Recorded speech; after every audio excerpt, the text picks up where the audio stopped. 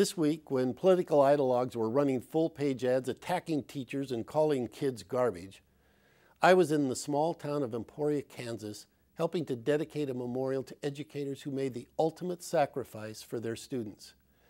The headlines in the last few days have been dominated by political attacks against public school educators, while scant attention was paid to a cherished child who lost his life to yet another gun attack in a school.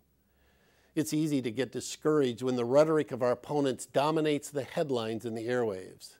But I, like you, don't look at the world through the paid ads in the USA Today or the headlines in Politico.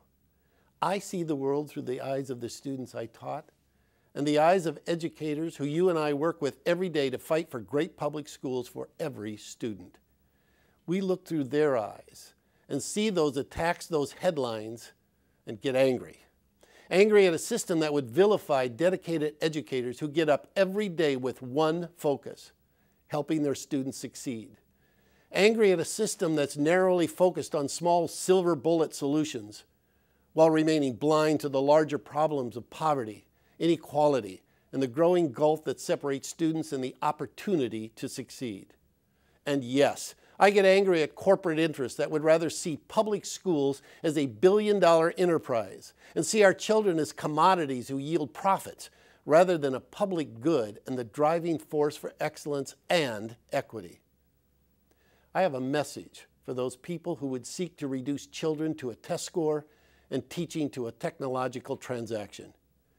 You are sadly mistaken if you think that we will see these attacks and get discouraged, that we will read the headlines and give up.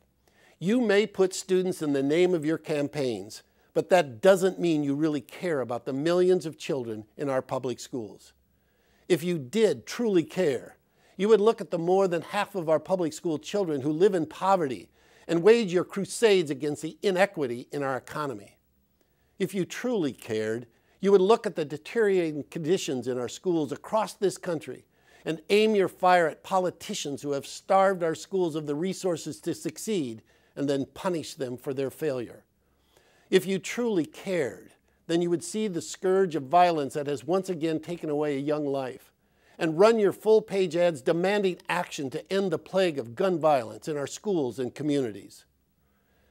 Yesterday, those opponents of public education were celebrating their political wins and driving their version of a story on education, hoping that in declaring victory, we as educators, as association members, would concede defeat.